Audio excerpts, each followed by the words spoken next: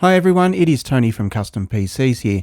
Today I wanted to have a chat about a video that's garnered a lot of interest and commentary and give my take on some of the comments. Let's start the video. Yes. Mr. Jobs, you're a bright and influential man. Here it comes. It's sad and clear that on several counts you've discussed, you don't know what you're talking about. Now, a lot of comments have mentioned that there was no insult. I can tell you, to a man like Steve Jobs, being told you don't know what you're talking about is definitely an insult. I would like, for example, for you to express in clear terms how, say, Java, in any of its incarnations, addresses the ideas embodied in OpenDoc. And when you're finished with that, perhaps you could tell us what you personally have been doing for the last 7 years.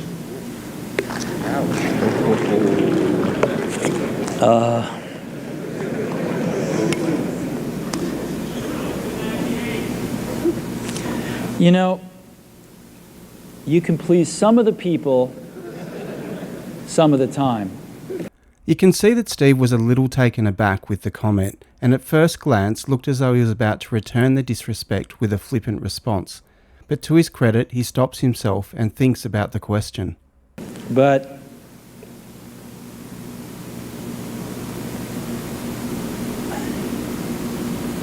one of the hardest things when you're trying to affect change is that people like this gentleman are right in some areas. I'm sure that there are some things OpenDoc does, probably even more that I'm not familiar with, that nothing else out there does. And this is true. OpenDoc provided a high level of integration between different software components, but its complexity and lack of adoption limited its success. And I'm sure that you can make some demos, maybe a small commercial app that demonstrates those things. The hardest thing is, how does that fit in to a cohesive, larger vision that's going to allow you to sell $8 billion, $10 billion of product a year? And here is the most important point. OpenDoc couldn't make Apple money. Before Steve came back, Apple were on the slide with a lot of time and money wasting ideas that had lost focus on the consumer. Steve's job was to turn that around, and he certainly did that. It is important to remember that Apple are in business to make money, just like every other business on the planet. And one of the things I've always found is that you've got to start with the customer experience and work backwards to the technology. You can't start with the technology and try to figure out where you're going to try to sell it. And I've made this mistake probably more than anybody else in this room. Steve is saying that OpenDoc was created first, before thinking of the consumer/money-making side of the business. A great example of why Apple were in financial trouble. While OpenDoc had its fans, it was not a mass consumer product, and there was no point wasting more time and resources on it. And I've got the scar tissue to prove it, and I know that it's the case. And as we have tried to come up with a strategy and a vision for Apple, it started with what incredible benefits can we give to the customer? Where can we take the customer? Not starting with, let's sit down with the engineers and figure out what awesome technology we have, and then how are we going to market that. This was a great insight as to how Apple were about to get back on track. So, did Steve answer the question? I don't think he could answer the question as it was asked. He either didn't have the knowledge, or he moved on with the answer to the real question the engineer was asking, which was, why did you end OpenDoc? To that end, Steve gave a very detailed response that was clear and concise.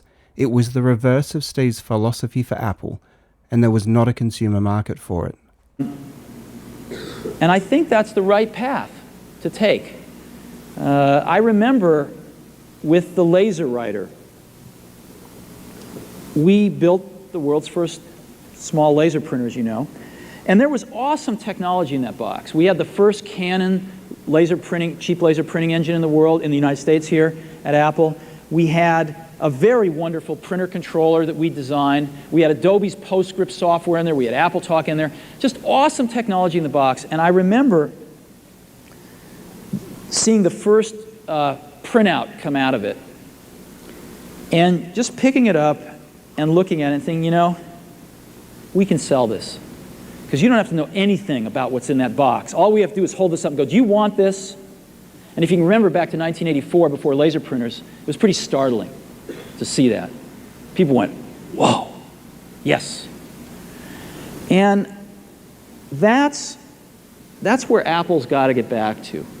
And, you know, I'm sorry that OpenDoc's a casualty along the way, and I readily admit there are many things in life that I don't have the faintest idea what I'm talking about. So I apologize for that too. But Now, Steve mentions not knowing what they were talking about on 3 occasions. He certainly didn't like it, and in my opinion gave the engineer a very considered response to the actual question, which is more than I would have done in the same scenario. This is why the video was titled as the perfect response. What would you have done if you were in Steve's position? there's a whole lot of people working super, super hard right now at Apple. You know, Avi, John, Garino, Fred. I mean, the whole team is working, burning the midnight oil, trying to, and people, you know, hundreds of people below them, to execute on some of these things, and they're doing their best. And I think that what we need to do, and some mistakes will be made, by the way. Some mistakes will be made along the way. That's good, because at least some decisions are being made along the way.